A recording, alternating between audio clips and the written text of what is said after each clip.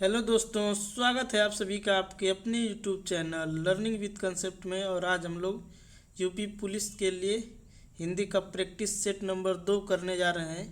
इसके पहले practice set number 1 हो चुका है। अगर नहीं देखे हैं तो उसके क्वेश्चन को देखिए और लगाने की कोशिश कीजिए। तो इस सेट में भी 20 क्वेश्चन हिंदी के रहेंगे। अगर आप यूपी पुलिस का तैयारी कर रहे हैं तो चेक कर लीजिए अपने आप को कि 20 क्वेश्चन में से कितने क्वेश्चन आपके सही होते हैं। तो इसके पहला वीडियो बन चुका है। अगर नहीं पढ़े हैं तो उसका लिंक डिस्क्रिप्शन में है, जाकर उसको पढ़ लीजिएगा। और यूपी पुलिस का तैयारी करना चाहते हैं तो हमारे चैनल को सब्सक्राइब करके बेल आइकन दबा लीजिए, क्योंकि इस पर यूपी पुलिस के लिए यूपी जीके और हिंदी का वीडियो लगातार पढ़ता रहता है। और वीडियो की पीडीएफ के लिए हमारे टेलीग्राम चैनल से जुड़ सकते हैं, उसका लिंक डिस्क्रिप्शन में है और कमेंट बॉक्स में भी है। तो हमारे टेलीग्राम चैनल से जुड़िए और सारे विषय का पीडीएफ प्राप्त कर लीजिए। तो आइए स्टार्ट करते हैं आज का सेशन। पहला क्वेश्चन दिया है, महाप्राण ध्वनियाँ व्यंजन वर्ग में किससे संबंधित है। तो क्वेश्चन में दिया है महाप्राण ध्वनियाँ। तो अल्प प्राण और महाप्राण दो प्रकार के होते हैं। अल्प मतलब कम, प्राण मतलब हवा, जिसमें कम हवा निकलती है उसे अल्प प्राण, जिससे ज़्यादा हवा निकलती है उससे महाप्राण कहते हैं। जैसे क बोलने में कम हवा निकलती है, ख बोलने में ज़्यादा हवा निकलती है। तो क के बाद ख, फिर ग, फिर घ, यानी दूसरा और चौथा व्यंजन वर्ग का दूसरा पंक्ति और चौथा पंक्ति महाप्राण ध्वनियाँ रहती हैं। तो इसमें हमारा राइट आंसर हो जाएगा ऑप्शन नंबर सी, जिसमें दिया है दूसरा और चौथा, यानी ख और घ। तो यहाँ से हमारा राइट आंसर हो जाएगा ऑप्शन नंबर सी। तो आइए देखते हैं दूसरा क्वेश्चन क्या दिया है। दूसरे क्वेश्चन में दे रहा है चिंतामणि किस लेखक की कृति है। तो चिंतामणि किस लेखक की कृति है। ऑप्शन ए में दिया है बाबू गुलाब राय, बी में दिया है हजारी प्रसाद द्विवेदी, और सी में दिया है डॉक्टर नागेंद्र, और डी में दिया है आचार्य रामचंद्र शुक्ल। तो इसका हमारा राइट आंसर होगा दूसरे क्वेश्चन का चिंतामणि किस लेखक की कृति है, तो हो जाएगा ऑप्शन नंबर डी, आचार्य रामचंद्र शुक्ल। तीसरा क्वेश्चन देखते हैं क्या दिया है। दिया है रानी केतकी की कहानी के रचयिता हैं। तो रानी केतकी की कहानी जो लेसन है उसके रचयिता कौन है। ऑप्शन ए में वृंदावन लाल वर्मा, बी में किशोरी लाल गोस्वामी, सी में माधवराव सप्रे, और डी में इंसा अल्लाह खान। तो रानी केतकी की कहानी को लिखे हैं इंसा अल्लाह खान, यानी हमारा हो जाएगा option number D right answer. चौथा क्वेश्चन दिया है आगे नदियाँ पड़ी अपार, घोड़ा कैसे उतरे पार। चौथा क्वेश्चन दिया है आगे नदियाँ पड़ी अपार, घोड़ा कैसे उतरे पार, राणा ने सोचा इस पार, तब तक चेतक था उस पार। इस पंक्ति में कौन सा अलंकार है। तो इसमें अलंकार बताना है। तो ऑप्शन ए में दे रहा है अतिशयोक्ति अलंकार, बी में विरोधाभास, सी में अनुप्रास, और डी में यमक अलंकार। तो इसमें बात को बढ़ा चढ़ाकर लिखा गया है कि जब तक राणा सोच रहे हैं तब तक उनका घोड़ा जो चेतक है उस पार हो जा रहा है नदी के। जिसमें बढ़ा चढ़ाकर जिसमें लिखा जाता है जिस काव्य में, वहाँ पर अतिशयोक्ति अलंकार होता है।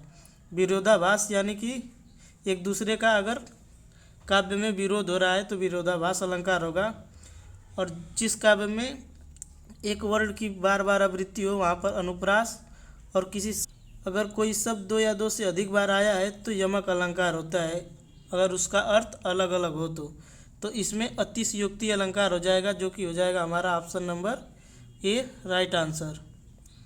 क्वेश्चन नंबर 5 देखते हैं। पूछ रहा है कि शांत रस का अस्थाई भाव क्या है। शांत रस का अस्थाई भाव क्या है। तो ए में दिया है वैराग्य, बी में दिया है क्षमा, सी में दिया है दया, और डी में दिया है निर्वेद। तो शांत रस का अस्थाई भाव हो जाता है निर्वेद, यानी ऑप्शन नंबर डी हमारा राइट आंसर हो जाएगा।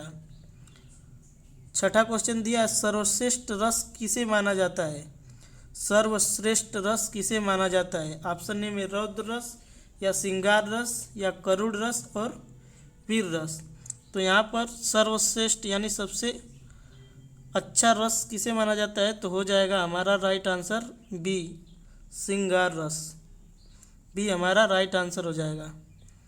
7वां क्वेश्चन में दिया है कि वह भाई जो अन्य माता से उत्पन्न हुआ है, वह भाई जो अन्य माता से उत्पन्न हुआ है उसे कहते हैं सहोदर, औरस, अन्योदर और दूरस्थ।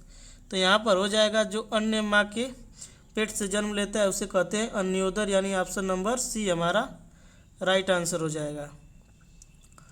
8वां क्वेश्चन दिया है महाधन ईश का संधि रूप है।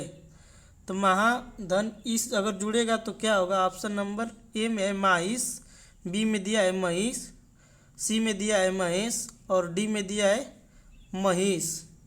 तो आठवां का हो जाएगा ऑप्शन नंबर बी, महाधन ईश बराबर हो जाएगा महिष, जो कि हो जाएगा ऑप्शन नंबर बी हमारा राइट आंसर। 9वां क्वेश्चन दिया है कि दीर्घायु का विलोम होगा। तो दीर्घायु का चिरायु, अल्पायु, समिष्टि और कृतज्ञ। तो दीर्घायु का होता है अल्प आयु। दीर्घायु मतलब कि जिसकी आयु ज़्यादा उसे दीर्घायु होता है, जो अल्प आयु मतलब कम आयु का। कृतज्ञ दिया है तो इसका हो जाएगा कृतज्ञ। 10वां क्वेश्चन दिया है मेघ का पर्यायवाची शब्द नहीं है। तो इसमें बताना है कौन सा मेघ का पर्यायवाची शब्द नहीं है। तो मेघ का होता है पायोद, वरिद, अम्बुद। अंबर आसमान का हो जाएगा यानी आकाश का हो जाएगा। तो उसमें पूछा है कि मेघ का पर्यायवाची नहीं है, तो ऑप्शन नंबर सी हमारा अंबर मेघ का पर्यायवाची नहीं है। बाकी तीनों पायोद, वारिद और अम्बुद तीनों मेघ के पर्यायवाची हैं। 11 नंबर क्वेश्चन दे रहा है कलेजे पर सांप लौटना मुहावरे का अर्थ है। ऑप्शन ए में दिया है दुखी होना, ईर्ष्या से जल उठना, दुश्मनी निकालना और दीनता प्रकट करना। तो कलेजे पर सांप लौटना का हो जाएगा ईर्ष्या से जल उठना, जो कि हो जाएगा ऑप्शन नंबर बी हमारा हो जाएगा राइट आंसर। 12 नंबर क्वेश्चन दे रहा है छाती पर मूंग दलना। ऑप्शन दिया है ए में कठिन काम करना, बी में दे रहा है बात बात पर लड़ना, सी में कर्जा वसूल करना और डी में पास रहकर दुख देना। तो छाती पर मूंग दलना का हो जाएगा ऑप्शन नंबर डी, पास रहकर दुख देना का होता है छाती पर मूंग दलना। 13 नंबर में दिया है मक्खी का तत्सम रूप है। तो मक्खी का तत्सम रूप क्या होगा? मच्छिका, बी में माछी, सी में मच्छी और डी में मच्छिका दिया है। तो यहाँ पर हमारा राइट आंसर हो जाएगा option number D, option number D मच्छिका। 14 नंबर क्वेश्चन दिया है निम्नलिखित में से शुद्ध वर्तनी वाला शब्द है। तो सबसे ज़्यादा शुद्ध वर्तनी में पूछा जाने वाला क्वेश्चन नंबर 14 यानी 14वां है, जिसमें उज्ज्वल, उज्ज्वल, उज्ज्वल और उत्वल लिखा है।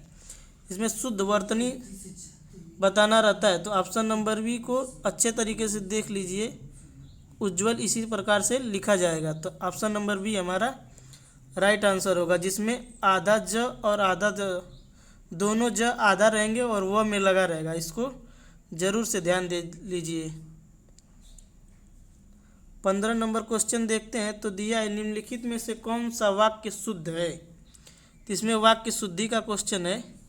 इसमें दिया है पिताजी बाजार से सब्जी लाया। तो लाया नहीं होगा, ये तो गलत हो जाएगा।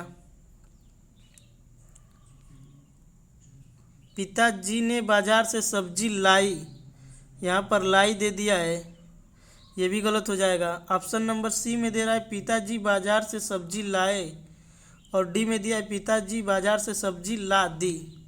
तो इसमें हो जाएगा सी हमारा राइट आंसर, पिताजी बाजार से सब्जी लाए। तो सी हमारा राइट आंसर हो जाएगा। 16 नंबर क्वेश्चन दे रहा है खड़ी बोली हिंदी का अन्य नाम क्या है। तो जो हमारी खड़ी बोली हिंदी है उसका अन्य नाम किस नाम से और जानते हैं। तो ऑप्शन ए में दिया है कि भारती नाम से जानते हैं, या कौरवी नाम से जानते हैं, या हरियाणवी नाम से जानते हैं, या हिंदी नाम से जानते हैं? तो खड़ी बोली हिंदी को हम कौरवी नाम से जानते हैं। तो बी हमारा राइट आंसर हो जाएगा। क्वेश्चन नंबर 17 दिया है कि हिंदी खड़ी बोली किस अपभ्रंश से विकसित हुई है? तो हिंदी खड़ी बोली किस अपभ्रंश से विकसित हुई है? मागधी से, बी में दिया है अर्धमागधी, सी में दिया है शौरसेनी और डी में दिया है पैशाची। तो यहाँ पर हो जाएगा हिंदी खड़ी बोली शौरसेनी, ऑप्शन नंबर सी से विकसित हुई है, यानी शौरसेनी से अपभ्रंश करके विकसित हुई है हिंदी खड़ी बोली। 18 नंबर क्वेश्चन दिया है किए गए उपकार को न मानने वाला। तो किए गए उपकार को कौन नहीं मानता है उसके बारे में दिया है।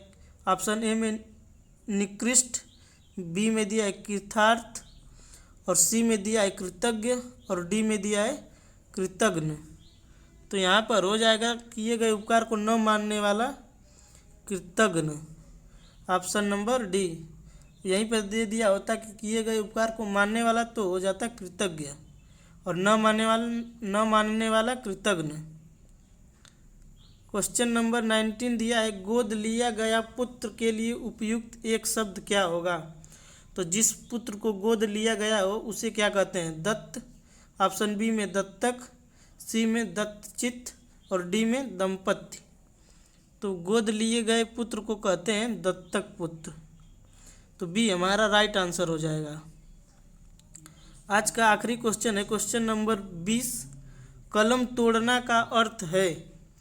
तो ऑप्शन ए में दिया है क्रोध दिखाना, बी में दिया है बहुत सुंदर लिखना, सी में दिया है भद्दी चीज़ें लिखना और डी में दिया है बहुत मेहनत करना।